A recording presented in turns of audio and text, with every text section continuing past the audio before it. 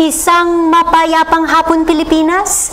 Ito po ang inyong balerina ng bayan, si Lisa Macuja, na bumabati sa lahat ng nakikinig sa DZRH at nanonood sa RH-TV, lalo na sa mga kasamahan nating alagad ng sining at kultura sa buong bansa.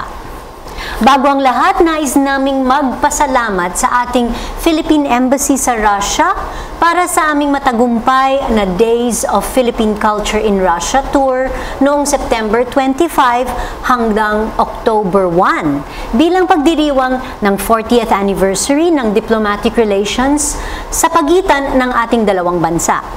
Nagtanghal po kami sa Moscow at sa St. Petersburg kasama ang mga kinatawan ng Ballet Manila, NCCA, PWU, JASMS Rondalia Group at ang concert soloist na si Bianca Camille Lopez. Isang napakalaking karangalan na maging overall artistic director ng delegasyong ito dahil alam naman ng lahat na malaking bahagi ng aking pagiging balerina ay ang pagtira ko sa Russia ng 4 na taon. So, maraming salamat sa lahat ng sumuporta at tumangkilik sa performance tour na ito. Большое вам спасибо. Balik naman tayo sa ating programa sa hapong ito. Para sa mga tulad kong pinanganak before the digital age, sigurado akong dumaan din kayo sa elementary art class kung saan tinuruan tayong maggupit ng art paper para gumawa ng bulaklak, mga tao na dikit-dikit, mga border at iba pang mga simpleng anyo na iyari sa papel. Pero ang ating bisita sa hapong ito, nag-level up sa paper cutting at ginawa itong isang mas mataas na uri ng visual art. Sa hapong ito, dagdag kaalaman tayo tungkol sa paper cut art, kasama ang founder ng Paper Cutters Guild of the Philippines na si Ginoong Badz Magsumbol. Isinilang sa Maynila noong June 7, 1966. Si Alberto Badz Magsumbol ay nagtapos ng Bachelor of Fine Arts in Visual Communication mula sa UP College of Fine Arts sa Diliman noong 1986, kung saan ginawaran ng Best Concept Award ang kanyang final thesis project. Bilang visual artist, nakapagtanghal na siya ng ilang solo at group exhibits sa loob at labas ng Pilipinas. Naging finalist siya sa Art Association of the Philippines Annual Art Competition noong 1993 at tumanggap ng Juror's Choice Award mula sa Philip Morris Ayala Museum ASEAN Art Awards noong 1994. Itinanghal din siyang grand winner ng Rizal Arts Festival noong 2013. Bukod sa pagiging pintor at sketch artist, isa rin siyang master paper cut artist at founder ng Paper Cutters Guild of the Philippines na may mahigit 300 miyembro sa kasalukuyan.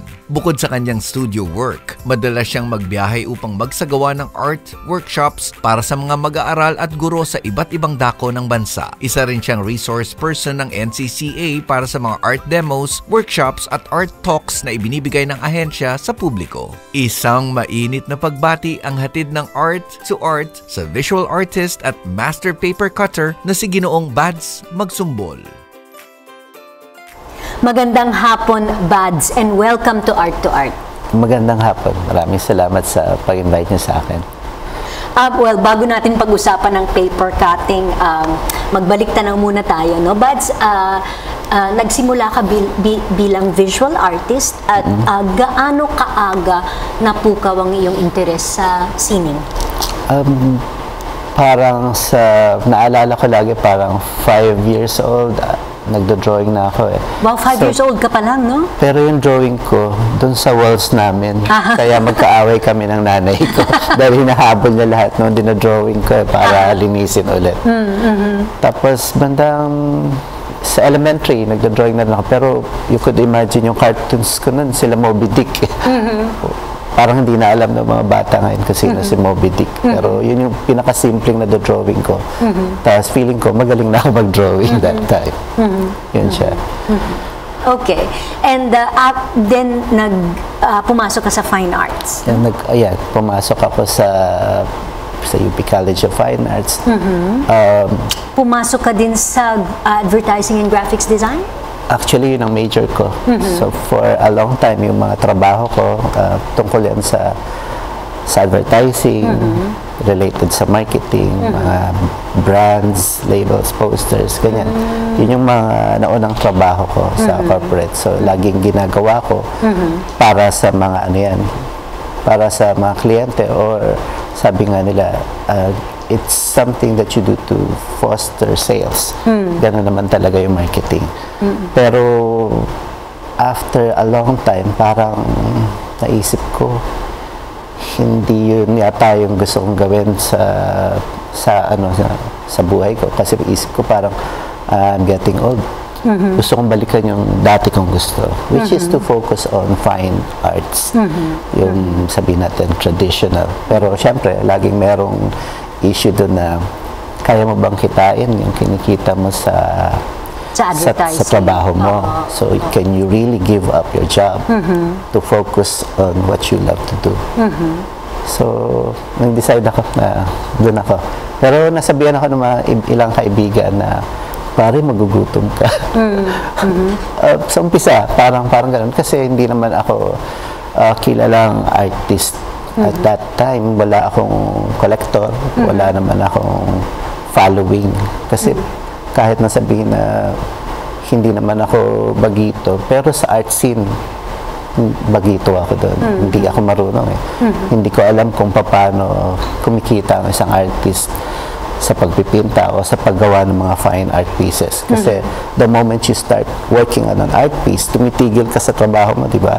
So yun ang focus mo. You don't even know if you're gonna sell your piece, if somebody's interested to buy that. So kung daddy ka, sa kaso ko, meron kang mga fixed na kailangang mapunuan. So nandun ka sa gitna nun.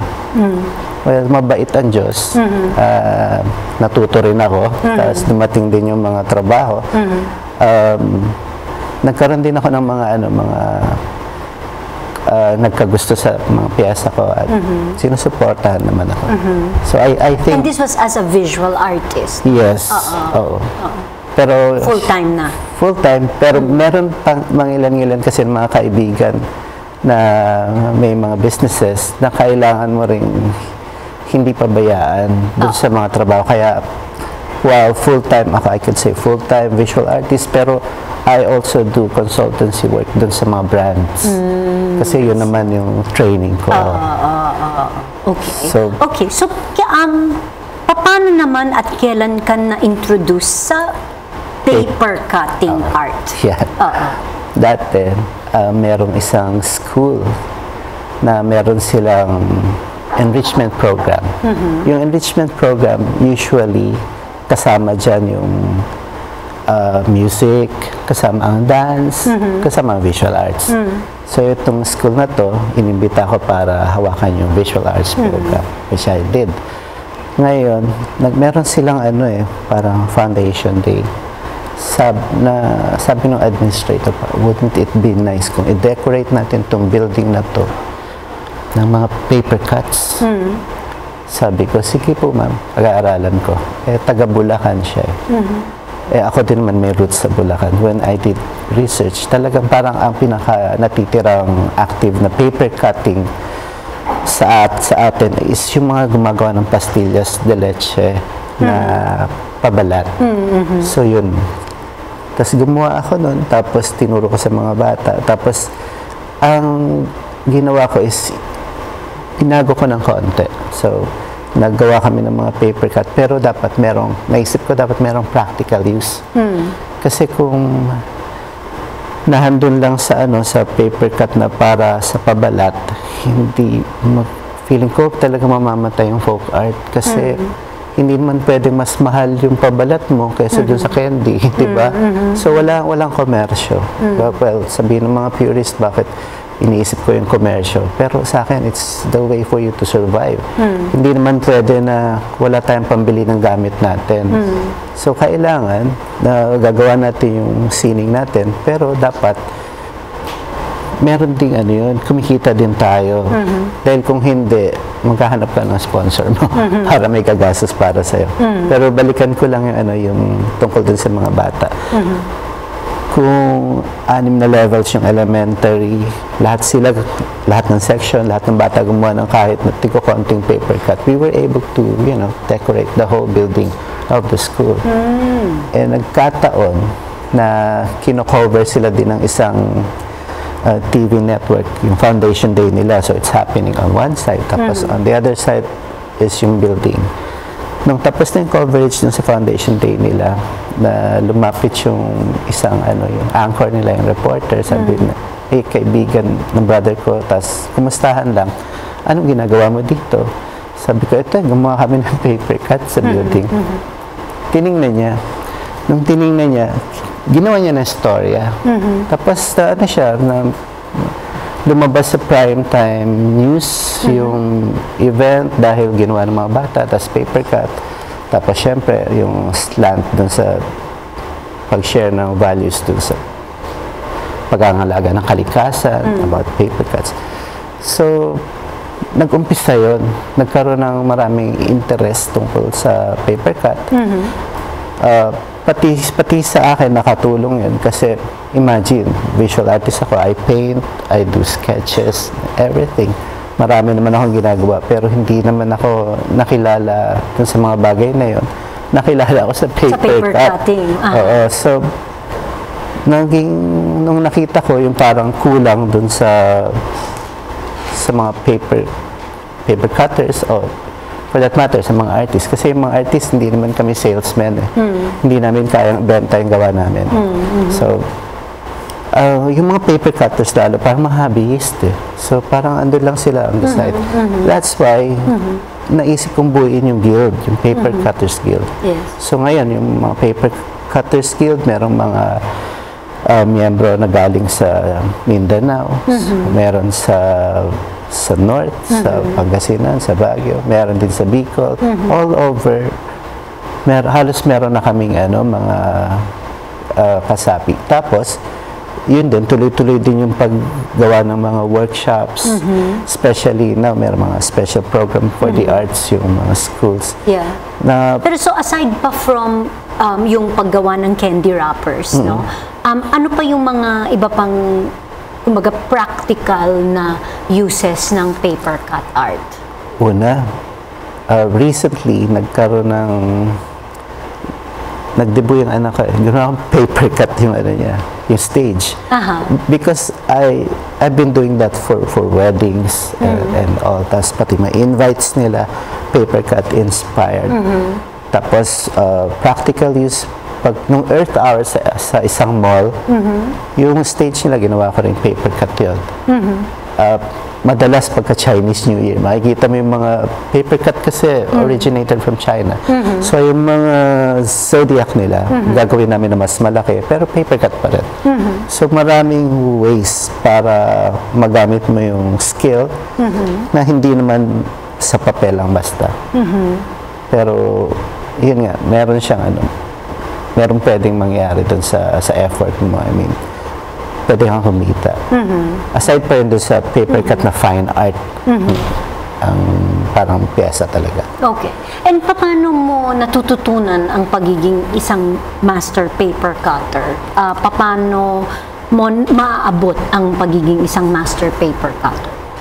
Sasabihin sa'yo ng mga masters, one word. Siguro sa inyo din, sa dance, practice. Practice. Okay. Kailangan mo alamin yung ginagawa ng mga masters. Tingnan mo yung trabaho nila. Like, merong International Paper Cutters Guild Once in a while, magpo-post ako doon, magko-comment sila. Sila din, tinitingnan ko yung mga trend sa lugar nila. Tapos, ganun din dito sa atin. Kasi, syempre, yung konsepto, pwede mo lang ikwento pwede mong sabihin, pwede mong i-lecture. Ultimately, hindi mo malipat yung kamay mo sa kamay nila. They have to train their hands to cut. Otherwise, madidisgrasya ka. So, kailangan kamay mo. Kailangan mag-practice ka. Oo nga. Siguro kung nag-practice akong mag-paper cut nung bata ako, Hindi mo ako ma-invite. Hindi. Pero, no, seriously, kayo ba'y nag-apprentice din? And so, in other words, paano nyo natutunan kung paano yung technique ng paper cutting?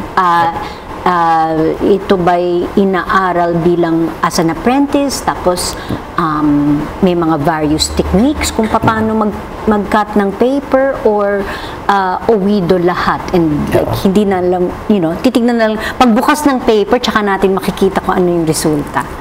Actually, dahil parang hobby siya, at saka hindi siya formal, sabihin natin module sa isang art school, hindi mo talaga makikita sa school yan. Ako, nagkataon na, syempre, fine arts major naman ako. Marunong ako mag-drawing. It's an advantage kasi kung marunong ka mag-drawing. Kung naintindihan mo yung principles ng design. Pero hindi naman kailangan ganun lagi. Actually, kami sa grupo, bawat isa, meron sariling estilo eh. It's not like, sabihin natin, gawin mo yung bulaklak, ito yung pattern. Ako, kung may workshop, tuturo ko yung basic. Pero sinasabi ko sa kanila, iba-iba naman yung ng bulaklak. Kasi sa workshop, ang diferensya nun sa pagtuturo sa formal na school, parang medyo mahigpit eh. Sa workshop, sinasabi ko, pag hindi nakuha yung butterfly, okay lang. Pag sasama loob mo, marami namang species ng butterfly. Baka iba lang yan. So, para lang hindi nalulungkot yung mga bata pag nagugupit sila. Pero syempre, alam naman nila yon. They will try again, and then, yung umpisa, basic shape, wala namang wala namang pattern sa loob.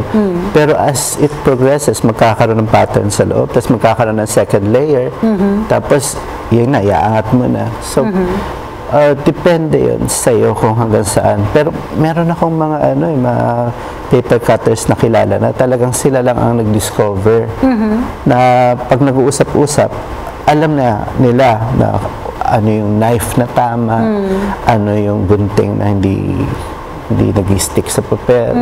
Tapos, yung mga issue kasi sa amin is pumupurol yung blade, kaagad. So, saan mo siya kakat, sa salamin o sa mat. Yung mga issues na gano'n. Pero, in the end, yun lang resulta yung nakikita ng mga tao. So, sa amin, yung sharing na lang din. Parang forum of some sort. Kung may problema sila, sir, ano kaya ang gagawin natin dito? Sasagutin ng iba, minsan sasagutin ko. So, I guess, maganda lahat rin. itong sharing nangyayari dun sa Papers Cutters Guild. Oo. Bilang miyembro ng Papers Cutters. Oo. Ilan kayong miyembro? Nasa 300, Nasa 300 plus na. Okay. Ang mga kasi nahirapan kami mag-meet up kasi nga lalayo. Kaya nung inorganize ko yung mga unang exhibit namin, ang hirap eh. Kasi sasabihin sa akin, sir, sunduin niyo po dun sa isang terminal ng bus. Kala ko maliit lang. Pagdating ng pyesa, ang laki, hindi ko mabuhat. Pero okay lang. Kasi yung feeling mo na, itong pyesa na to galing pang Mindanao. Itong pyesa na to galing pang Bicol. Kaya pag kayo, exhibit kayo, makikita nila na marami pala. So, maraming estilo. Iba-iba. At marami ding sabi nga, diba, yung art mo, paano mo masasabi na Pinoy o paano mo masasabing sa'yo, original, is yung subject eh. Yes. Kung ano yung ginagawa mo with what you can do. So, parang masaya din. Makikita mo, iba-iba sila. May mga members ako na mga nurses. Ang mga ginagawa nila, mother and child, o saka minsan mga topic nila dun sa trabaho nila, which I don't mind. Sila yun eh. Sige, alamin pa natin yan sa ating pagbabalik. Marami pa po tayong pag-uusapan tungkol sa paper cut art. Kasama ang master paper cut artist na si Badz Magsumbol. Dito pa rin sa Art2art, magbabalik po kami pagkatapos ng ilang paalala. Programang hatid ay sining at kulturang para sa lahat. Magbabalik ang Art2art. Schedule ng mga inaabangang konsyerto, update sa mga magagandang panoorin sa mga tanghalan at teatro. Narito na ang Art2Art Calendar. Narito ang ating arts calendar. Sa sining biswal, kasalukuyang makikita ang one-man show ni Carlo Ubong de Guzman na pinamagatang Punction sa Kanto Artist Run Space. Tampok ang mga obrang gumagamit ng istilong abstraction. Makikita ang Punction hanggang October 21. Ang Kanto Artist Run Space ay matatagpuan sa Makati CI Cantonema Square, Pasong Tamo Corner, Pasay Road, Makati City. Para sa karagdagang detalye, mag-email sa cantofil@gmail.com or tumawag 897-3035. Inihahandog naman ng Art Informal ngayong buwan ng Oktubre ang 4 na solo exhibitions kung saan tampok ang mga bagong obra ni na Gino Bueza, JC Jacinto, Julio San Jose at Renz Lee. Nagbukas noong October 12, makikita ang exhibit hanggang November 4. Ang Art Informal ay matatagpuan sa number 277 Connecticut Street, Green Hills East, Mandaluyong City. Sa paglalathala, patuloy na isinasagawa ngayong araw, October 15 hanggang alas 7 ng gabi ang Filipino Comics Art Market or Comiket sa Centuries Elements, EDSA Corner, Quezon Avenue, Quezon City. Ito ang pinakamalaking pagtitipon-tipon ng mga comics creators, illustrators at writers. Kabilang sa mga magbabahagi ng kanilang mga bagong obra ang mga comic superstars na sina Arnold Are, Jerry Alangilan, Paul Medina Jr. at Manix Abrera. Usapang sining at kultura para sa lahat. Kasama ang balerina ng bayan, si Lisa Macuja. Art2art.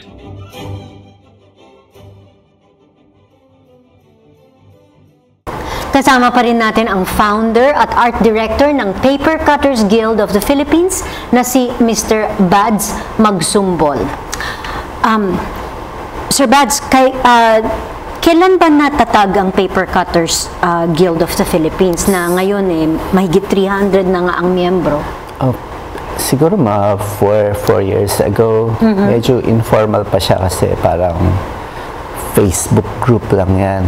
So we're moving into making it a formal group. Pero just the same, yung needs naman at saka yung mga concerns ng mga members is na-address naman. So, pero mas gusto ko sana maging formal saka mas regular yung activity. Ang challenge na lang is how to bring them together sa siguro kahit na parang yearly convention for a show na hindi lang sa Manila. Yun yung dream namin. Pero meron ba kayong mga like annual exhibits? And how would you describe yung inyong membership?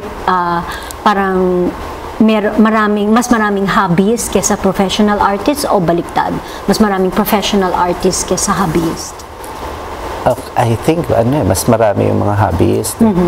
Nabanggit niyo kanina before the commercial break na meron kayong mga NARS na miyembro na nagpe-paper cutting din. Meron mga call center agents, may mga teachers. Yung mga teachers, mahalaga sa kanila kasi tinuturo din nila sa mga bata. Especially, nung nagpunta ako sa Iriga, meron isang school doon na SPA school, Special Program for the Arts. So, pagkatapos sa pagtuturo sa mga bata, may isang araw na dedicated sa teachers.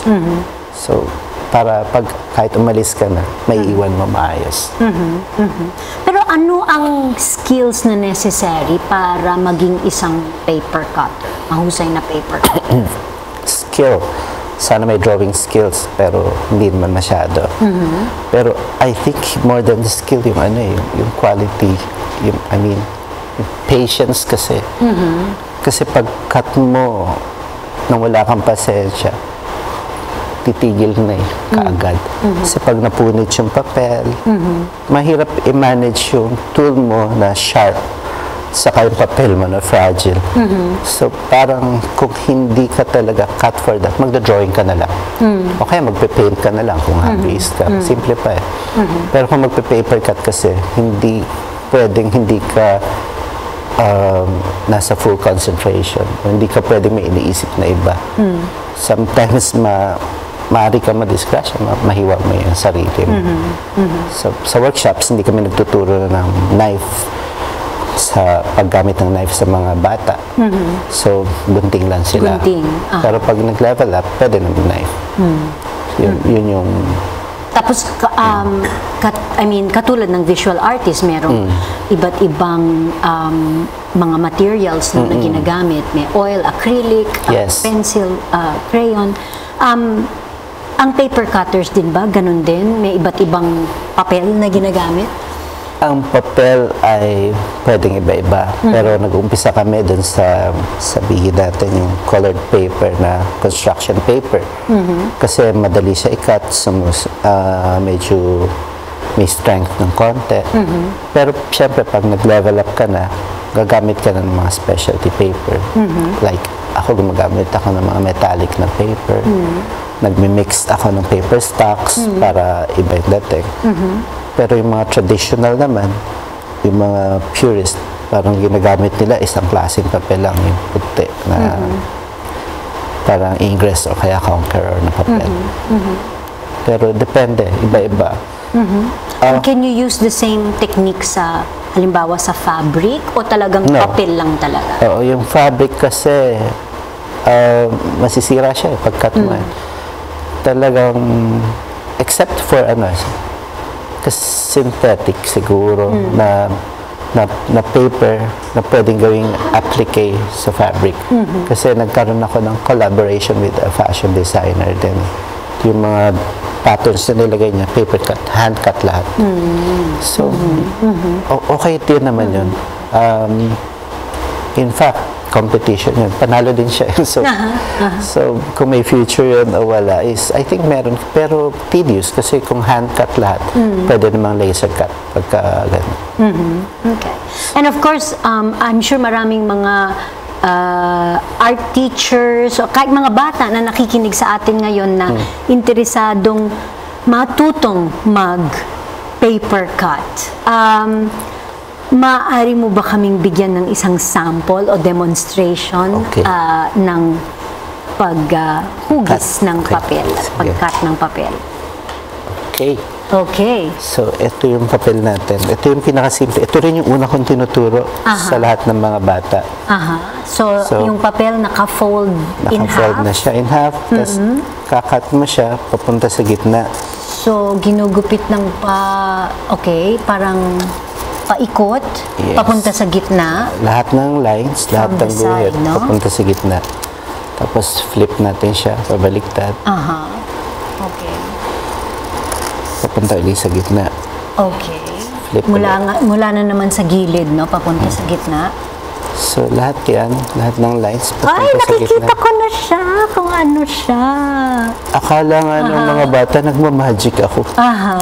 Kasi pagbukas ng ganyan, wow. At pagbukas, na isa na siyang paru-paro. Wow. So, imagine kung madami to. Like, nagkaroon ako ng workshop isa sa pinakamalaking workshop ko yun sa Malaysia, over 400 children. Nung kinat nila yung butterfly nila, nilagay namin sa wall. Punong-puno ng mga ng butterfly. Kaya tuwang-tuwa sila. Okay. So, ayan. Tapos yung mga bulaklak, simple lang din. So, ito, post-it naman. Kailangan square. Square, post-it. Okay. Na ifo-fold sa gitna na parang tatsulok. At ulit-ulit. Pangalawa, and then pangalawang tatsulok. Tapos pangatlo. Pangatlo pa. Okay. Ngayon, dahil hindi siya pantay, ibig sabihin mas mahaba yung isang side, di ba? So, kailangan natin siya pantayin. Okay. Tapos, turo natin pataas. Cut natin sa gitna. Okay? So, yun. Shape natin na parang kalahati ng petal. Kahit hindi post-it, nagkataon lang na post-it yung papel ko. Kasi basta square. Square siya. Square dapat. Meron namang, nabibiling. At pagbukas. Yan Ay, ang ganda. Isa na siyang bulaklak. So, actually, diba may origami sa ng mga Japanese? Folding yun. Folding naman yun. Ang tamang tawag ng mga Japanese dito is kirigami. Kasi it's folding and cutting. Folding and cutting. I see. So, pagka gumawa ka ng ilang layers, okay Pwede na mong siya. ipatong-patong. Okay. Tapos Makulay mga na. related na kulay. Pero pwede ka rin gumawa ng mga ganito. Parang 3D. Parang 3D. Pero isang sheet lang, di ba? Kasi pag nilagay mo siya, iba yung effect. Aha. So, meron ka nang ang bulaklak, meron ka pang paru-paro. So, dadapo yung paru-paro sa bulaklak. May drama. Yan, may drama na. May story na, di ba? Yeah. Okay, yan. Okay. So, And ito naman, paru-paro din siya, naka-frame siya, at mukhang napaka-complicated naman ng design. Meron akong nakikitang maliit na bata sa design, at saka tsaka aso. Parang illustration na siya. Pero ang tawag dito, yung sa halip na ginuhit mo siya, kinat mo parang vector, parang silhouette. So, marami akong series ng mga butterflies na silhouette, iba-iba. May mga mermaids, may mga eagles, dragons, etc. na nilalagay ko sa shape ng butterfly. Kasi yung butterfly parang sabi nila, ano siya, anong tawag ito? Wish granter. According to legends ng old American Indians, sabi nila, yung wish mo, lalagay mo sa wings ng butterfly, and you're supposed to let it go. And the wish will fly to the heavens. Who knows? Could be granted. Yung mga wish granter na butterflies, could believe it or not. May mga nagbigay dyan na nag-grant naman yung wish nila. Sabi nila, hindi ako mapamahiin, pero nag-grant naman yung wish ko. So ako, sabi ko sa kanila, basta pag binili mo siya, hindi para sa yung wish, we wish mo for another person. So bigay mo yung butterfly mo, tapos wish mo. Parang parang fun lang to go with the between friends, so to go with the artwork. Bigay ko sa yung artwork, may wish siya na. Parang ganun lang. So, sa akin, mas masaya lang yun. Hindi naman seryosong bagay, pero it adds up to the gift giving, diba? So, masaya naman ako dun. And Badz, I'm sure maraming interesadong sumali sa Paper Cutters Guild of the Philippines. Paano ka makukontak at ano ang mga requirements para maging miyembro? Una, sana, mas maganda kung paper cutter ka rin para siguro tatanong sa'yo kung pwede mong pakita yung artworks mo. Tapos hahanapin mo lang naman kami sa Facebook, na may Facebook na page, yung Paper Cutters Guild. Magjo-join ka, tapos titingnan ka ng mga admin kung legit na paper cutter ka. Sometimes, kahit hindi paper cutter, tinatanggap namin kung mahilig talaga siya sa art. Yung katulad sa ibang bagay din, may kailangan din natin ng mga supporters para pag merong exhibits, pumupunta din sila. Yun. So, hindi naman masyadong mahigpit. Pero mas maganda kung gusto mo din talaga yung group. Para mas meaningful para sa'yo. So, mahahanap kayo sa Facebook. Paper Cutters Guild of the Philippines. Paper Cutters Guild of the Philippines. At ang Paper Cutters Guild of the Philippines ba ay magkakaroon ng exhibit sa darating na panahon? Maaring itong before the year ends or sa February sa Arts Month. I see. So, medyo matagal kasi yung paghahanda namin dahil, pero this year nagkaroon kami, ito lang summer. Kasi nga dahil maraming miyembro sa hindi na taga Maynila, taga iba-ibang probinsya, so binibigyan namin ng panahon para makapaghanda sila. Okay. Badz, maraming salamat sa pagbisita mo dito sa aming programa. Siguradong maraming natutunan ng mga viewers at listeners sa paper cutting art. At syempre, we wish you all the best. Thank you. Thank you. Hanggang sa susunod na linggo, samahan ninyo kami ulit dito sa Art2art, kung saan ang usapang sining at kultura ay para sa lahat. Ito po ang inyong balerina ng bayan, Lisa Macuja, nagpupugay sa artistang Pilipino.